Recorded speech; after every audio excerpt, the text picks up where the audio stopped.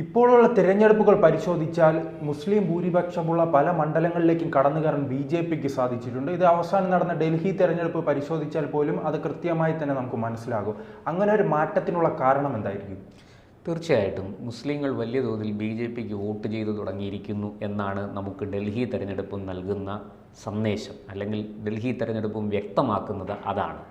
കാരണം ഇപ്പോൾ ഡൽഹിയിലെ മുസ്താഫാബാദ് മണ്ഡലം എടുത്തു നോക്കിയാൽ ഒരു മുസ്ലിം ഭൂരിപക്ഷ മണ്ഡലമാണ്. ഏതാണ്ട് 80% മുസ്ലിങ്ങൾ തിങ്ങിപ്പാർക്കുന്ന ധാരാളം മുസ്ലിം ചേരികളുള്ള കോളനികളുള്ള ഒരു പ്രദേശമാണ്. ആ പ്രദേശത്ത് ഞാൻ പറഞ്ഞത് 80% മുസ്ലിങ്ങളാണ്.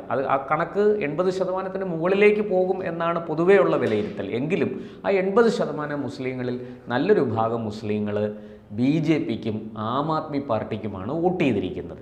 അവിടെ ഒവൈസിയുടെ പാർട്ടിയും മത്സരിച്ചിരുന്നു. AIMM എന്ന് പറയുന്ന ഒവൈസിയുടെ തീവ്ര മുസ്ലിം നിലപാടുകളുള്ള ഒവൈസിയുടെ പാർട്ടി, അസാസുദ്ദീൻ ഒവൈസിയുടെ പാർട്ടിയും മത്സരിച്ചിരുന്നു.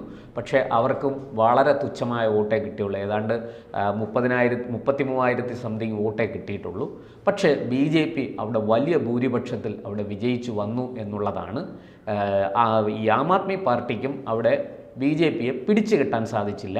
ബി.ജെ.പിയുടെ സ്ഥാനാർത്ഥി അവിടെ വലിയ രീതിയിൽ വിജയം നേടി. ഇതിൻ്റെ പ്രധാനപ്പെട്ട കാരണം വഖഫ് നിയമ ഭേദഗതി ആണ് ഒരു പ്രധാനപ്പെട്ട കാരണം. നമുക്കറിയാം, മുമ്പ് മുത്തലാഖിൽ നിയമം കൊണ്ടുവന്നു.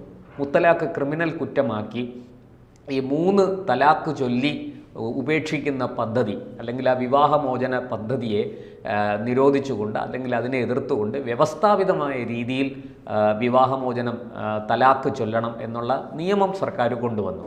ഈ ഉറക്കത്തിൽ 3 തവണ തലാഖ് ചൊല്ലിയാൽ പോലും ഫോണിലൂടെ വാട്സാപ്പിലൂടെ ഒക്കെ 3 തവണ തലാഖ് ചൊല്ലിയാൽ മൊഴി ചൊല്ലുന്ന ഒരവസ്ഥയുണ്ടായിരുന്നു. അല്ലെങ്കിൽ വിവാഹമോചനം ഇന്ത്യയിൽ വിളിച്ച് മൊബൈലിലൂടെ മൊഴി ചൊല്ലുക. അതെ, വിവാഹമോചനം സാധ്യമാകുന്ന ഒരവസ്ഥയുണ്ടായിരുന്നു. അതിനെ നിരോധിച്ചുകൊണ്ട് അല്ലെങ്കിൽ അതിന് അവസാനം കുറിച്ചുകൊണ്ട് ബി.ജെ.പി സർക്കാർ, മോദി സർക്കാർ ഒരു നിയമം കൊണ്ടുവന്നു, മുത്തലാഖ് നിരോധന നിയമം. ആ നിയമം വലിയ തോതിൽ മുസ്ലിം സ്ത്രീകളെ ബി.ജെ.പിയിലേക്ക് ആകർഷിച്ചിട്ടുണ്ട്. അങ്ങനെ പല സ്ഥലത്തും UP-യിൽ പ്രത്യേകിച്ചും ബി.ജെ.പിക്ക് വലിയ തോതിൽ മുസ്ലിം വോട്ട് കിട്ടാൻ ആരംഭിച്ചു. പ്രത്യേകിച്ച് മുസ്ലിം സ്ത്രീകളുടെ വോട്ട് കിട്ടാൻ ആരംഭിച്ചു. അത് ഇപ്പോൾ എത്തി നിൽക്കുന്നത് മുസ്ലിം സ്ത്രീകൾ മാത്രമല്ല, മുസ്ലിം പുരുഷന്മാരും വലിയ തോതിൽ ബി.ജെ.പിക്ക് വോട്ട് ചെയ്യാൻ തുടങ്ങിയിരിക്കുന്നു എന്നാണ്. ഞാൻ പറയുന്നത് നിസ്സാരം 10,000-15,000 വോട്ടല്ല, അതിൽ കൂടുതൽ ബി.ജെ.പിക്ക് കിട്ടുന്നു എന്നുള്ളതാണ് നമ്മൾ മനസ്സിലാക്കേണ്ടത്. കാരണം പണ്ടത്തെ സർവേകളിൽ കണ്ടിട്ടുണ്ട്, മുസ്ലിം ശതമാനം എടുത്തു നോക്കുമ്പോൾ 0 അല്ലെങ്കിൽ 1-2% മാത്രമായിരിക്കും ബി.ജെ.പിയുടെ വോട്ട് ബാങ്കായി വരുന്നത്. ഇപ്പോൾ അതിൽ വലിയ മാറ്റം ഉണ്ടാകുന്നു. തീർച്ചയായിട്ടും ബി.ജെ.പിക്ക് വലിയ തോതിൽ മുസ്ലിം വോട്ട് കിട്ടി തുടങ്ങിയിരിക്കുന്നു.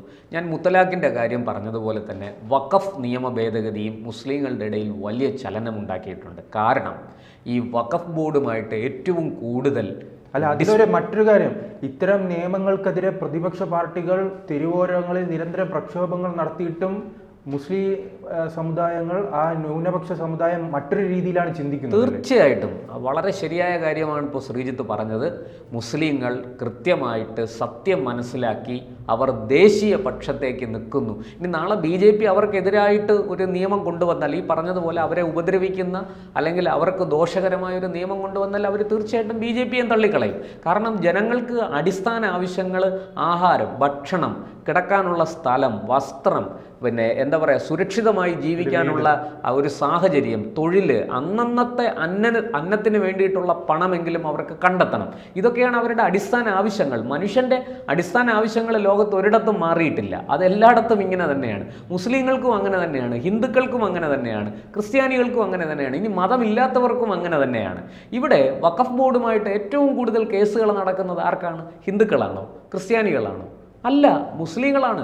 ഈ കേരളത്തിൽ പോലും നമ്മൾ ഈ മുനമ്പം വിഷയം വളരെ ഭീകരമായിട്ട് നമ്മൾ ചർച്ച ചെയ്തിട്ടുണ്ട്. ശരിയാണ്, മുനമ്പത്തെ പാവങ്ങളെ കുടിയൊഴിപ്പിക്കുന്ന വളരെ തെറ്റായൊരു നീക്കം അതിനകത്തുണ്ട് എന്നുള്ളത് സത്യമാണ്.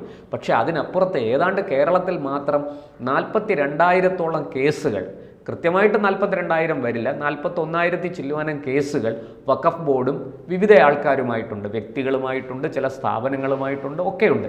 അതിൽ കേവലം 1000 ചില്ലുവാനം കേസുകൾ മാത്രമാണ് എതിർകക്ഷികളായിട്ട് ഹിന്ദുക്കളും ക്രിസ്ത്യാനികളും വരുന്നത്. അതിലൊന്നാണ് ഈ മുനമ്പം. 40,000-ഓളം കേസുകൾ വഖഫ് ബോർഡിൻ്റെ എതിർകക്ഷികളായിട്ട് വരുന്നത് മുസ്ലിങ്ങൾ തന്നെയാണ്.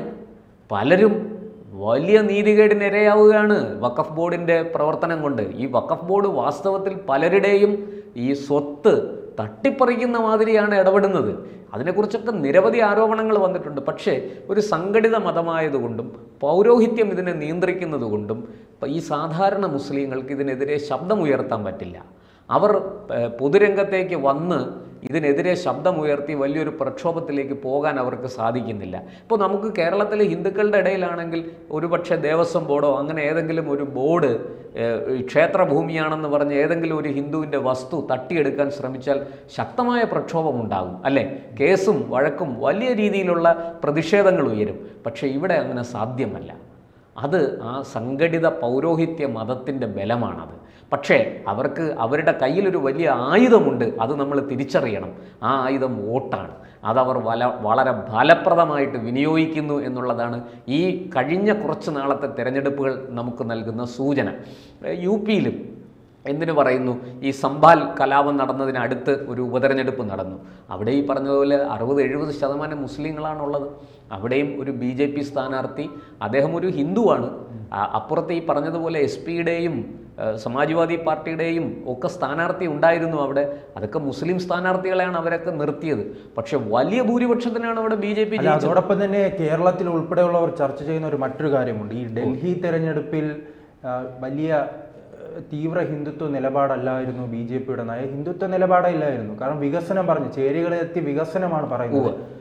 കഴിഞ്ഞ ലോക്സഭാ തെരഞ്ഞെടുപ്പ് നോക്കിയാൽ നമുക്കറിയാം, ഇപ്പോൾ BJP അങ്ങനെ മാറിയിട്ടുണ്ടല്ലോ. വികസനത്തിന് വേണ്ടി രാജ്യത്തിന്റെ പുരോഗതിയാണ് ലക്ഷ്യം. തീർച്ചയായിട്ടും കഴിഞ്ഞ 10 വർഷത്തെ നരേന്ദ്രമോദി സർക്കാർ രാജ്യത്ത് നടത്തിയിരിക്കുന്ന അടിസ്ഥാന സൗകര്യ വികസനം, നമ്മൾ ഈ അടിസ്ഥാന സൗകര്യ വികസനം എന്ന് പറയുമ്പോൾ അതിനകത്ത് കാണേണ്ടത് കുറേ റോഡുകളും പാലങ്ങളും ഉണ്ടാകുന്നു എന്ന് മാത്രമല്ല, ഫ്ലൈ ഓവറുകൾ ഉണ്ടാകുന്നു എന്നുള്ളത് മാത്രമല്ല, കുറേ പുതിയ ദേശീയ പാതകൾ ഉണ്ടാകുന്നു, 6 വരിയാകുന്നു അല്ലെങ്കിൽ 10 വരിയാകുന്നു എന്നുള്ളത് മാത്രമല്ല, അത്രയും തൊഴിൽ ലഭിക്കുകയാണ്.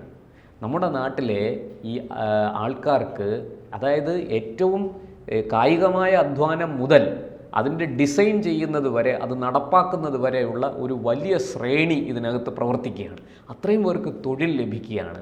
അത് ഈ പറഞ്ഞതുപോലെ ദേശീയപാതയുടെയൊക്കെ നിർമ്മാണം സ്വകാര്യ മേഖലയിലാണ് നടക്കുന്നതെങ്കിലും, ടെൻഡർ കൊടുത്ത് സ്വകാര്യ കമ്പനികളൊക്കെയാണ് അത് ചെയ്യുന്നതെങ്കിലും, അതിലൂടെ പ്രത്യക്ഷമായും പരോക്ഷമായും അനവധി പേർക്കാണ് തൊഴിൽ ലഭിക്കുന്നത്. ഇതൊരു വലിയ മാറ്റമാണ്. ഇത് രാജ്യത്തെ എല്ലാ ജനങ്ങളും കണ്ടുകൊണ്ടിരിക്കുകയാണ്. തീർച്ചയായിട്ടും മുസ്ലിം സമൂഹത്തെയും അത് സ്വാധീനിച്ചിട്ടുണ്ട്. ഒപ്പം തന്നെ അവരെ മതപരമായിട്ട് പിന്നോട്ടടിക്കുന്ന ഒരുപാട് കാര്യങ്ങൾ, ഈ മുത്തലാഖ് പോലെയുള്ളത്, വഖഫ് പോലെയുള്ള വിഷയം, ഇതിലൊക്കെ മുസ്ലിം സമൂഹം മാറി ചിന്തിച്ചു തുടങ്ങിയിരിക്കുകയാണ് ഭാരതത്തിൽ. അതൊരു സത്യമാണ്, അത് നിഷേധിക്കാൻ പറ്റില്ല. പ്രതിപക്ഷവും മറ്റുമൊക്കെ ഇവരുടെ ഈ മത നേതാക്കളെ പറയുമ്പോഴും ഇപ്പോൾ ആ മണ്ഡലത്തിൽ ഈ പേരുമാറ്റത്തെക്കുറിച്ച് ചർച്ച നടക്കുന്നുണ്ട്. തീർച്ചയായിട്ടും മുസ്തഫാബാദ് എന്ന് പറയുന്ന മണ്ഡലം ഇനി ശിവപുരിയായി അറിയപ്പെടും എന്നാണ് അവിടെ ജയിച്ച BJP-യുടെ സ്ഥാനാർത്ഥി. അദ്ദേഹം മൻമോഹൻ സിംഗ് ബിഷ്ട് എന്നാണ് അദ്ദേഹത്തിൻ്റെ പേര്. അദ്ദേഹം പ്രഖ്യാപിച്ചിരിക്കുന്ന അതാണ്. അതിനവിടെ നിന്ന് എതിർപ്പൊന്നും ഉയർന്നിട്ടില്ല. ഈ ശിവപുരി എന്ന ആ മണ്ഡലത്തിൻ്റെ പേര് മാറ്റും എന്ന് അദ്ദേഹം പറയുന്നുണ്ട്. അതിന് ആ പ്രദേശത്തെ അല്ലെങ്കിൽ അവിടുത്തെ ജനങ്ങൾ ഒരു വിധത്തിലും, അവിടുത്തെ ഈ 80% മുസ്ലിങ്ങളാണ്, അത് ആലോചിക്കണം, അവർ ഒരു തരത്തിലുള്ള പ്രതിഷേധമോ എതിർസ്വരമോ അതിൽ ഉയർത്തുന്നില്ല. അതൊരു നമ്മൾ എടുത്തു പറയേണ്ട ഒരു സംഗതിയാണ് ഇവിടെ. ഒപ്പം തന്നെ ഈ അവരെ ബാധിച്ചിരിക്കുന്ന ഇത്തരം ഈ മതപൗരോഹിത്യത്തിൻ്റെ ഒരു നീരാളിപ്പിടുത്തമുണ്ട്. ആ പിടുത്തത്തിൽ നിന്ന് മോചനം നേടാൻ അവർ ആഗ്രഹിക്കുന്നു എന്നുള്ളതാണ് BJP-യുടെ ഡൽഹിയിലെ വിജയം. കാരണം ഈ AAP എല്ലാം ഇത്തരം മതേതരത്വമെല്ലാം പറയുമ്പോഴും അവർ ഭരിക്കുന്ന സമയത്തായിരുന്നു അന്ന് കലാപം ഉൾപ്പെടെയുള്ള ഉണ്ടായതും അജിത് ദോവൽ ഉൾപ്പെടെയുള്ളവരുടെ വലിയ ഇടപെടലുമായാണ് ആ രീതിയിലേക്ക്. അതെ, ഒരു അറിയാമല്ലോ, ഒരു IB ഓഫീസർ അങ്കിത് ശർമ്മയെ കൊന്നത് ഈ പ്രദേശത്തിനടുത്ത് വെച്ചാണ്. അവിടെ വലിയ തോതിൽ അന്ന് കലാപം പൊട്ടിപ്പുറപ്പെടുകയും 53 പേർ മരിക്കുകയും ചെയ്തു. 53 മനുഷ്യരാണ് മരിച്ചത്. നമുക്ക് അവരുടെ കണക്കെടുത്ത് ഇത്ര ഹിന്ദു ഇത്ര മുസ്ലിം ഇതൊക്കെ പറയുന്നത് വലിയ തെറ്റാണ്. അത് മുസ്ലിങ്ങളും തിരിച്ചറിയുന്നു, ഹിന്ദുക്കളും തിരിച്ചറിയുന്നു. അവർക്ക് മനസ്സിലായി അന്ന് ആ കലാപം വളരെ പെട്ടെന്ന് അടിച്ചമർത്താൻ, അത് എന്താ പറയണ്ടേ, കലാപത്തെ ഇല്ലായ്മ ചെയ്ത് അവിടെ സമാധാന അന്തരീക്ഷം തിരിച്ചു കൊണ്ടുവരാൻ, പ്രത്യേകിച്ചും അന്ന് ഈ പറയുന്നത് പോലെ 2020 കാലത്താണ്, 20 ഫെബ്രുവരി 24 എങ്ങാണ്ടാണ് കലാപം തുടങ്ങുന്നത്. അതിനോടനുബന്ധിച്ചായിരുന്നു, ആ കാലത്തായിരുന്നു അമേരിക്കൻ പ്രസിഡന്റായിരുന്ന ട്രംപ് ഇവിടെ സന്ദർശനത്തിന് വന്നത് ഗുജറാത്തിൽ. അപ്പോൾ ഇവിടെ ഈ ഡൽഹിയിൽ ഈ കലാപം നടക്കുന്നു എന്നുള്ളത് രാജ്യാന്തര മാധ്യമങ്ങളൊക്കെ വലിയ വാർത്തയാക്കുകയും ചർച്ച ചെയ്യുകയും ചെയ്തതാണ്. അന്ന് വളരെ പെട്ടെന്ന് നമ്മുടെ സേന, നമ്മുടെ സുരക്ഷാ സേനകൾ അവിടെ ഇടപെടുകയും ഈ കലാപം അടിച്ചമർത്തുകയും അവിടെയുള്ള ജനങ്ങളെ സമാധാനത്തിൻ്റെ മാർഗത്തിലേക്ക്, സുരക്ഷിതത്വത്തിൻ്റെ മാർഗത്തിലേക്ക് അവരെ തിരിച്ചു കൊണ്ടുവരികയും ചെയ്തു. ഇതെല്ലാം ജനം കണ്ടുകൊണ്ടിരിക്കുകയാണ്. അതുകൊണ്ട് തന്നെയാണ് അവർ വളരെ കൃത്യമായിട്ട് ഈ തെരഞ്ഞെടുപ്പിൽ വോട്ട് ചെയ്യുകയും BJPക്ക് വിജയം സമ്മാനിക്കുകയും ചെയ്തത്. എന്തായാലും മുസ്തഫാബാദ് ആയാലും ശിവപുരി ആയാലും അവിടുത്തെ ജനങ്ങൾ സന്തോഷത്തോടും സമാധാനത്തോടും ശാന്തിയോടും കൂടി കഴിയണം. ഭരണാധികാരികൾ അതാണ് ഉറപ്പുവരുത്തേണ്ടത് എന്നാണ് നമുക്കിവിടെ പറയാനുള്ളത്. തെരഞ്ഞെടുപ്പ് വിജയം BJPക്ക് നൽകിയിരിക്കുന്ന ഉത്തരവാദിത്വവും അതാണ്.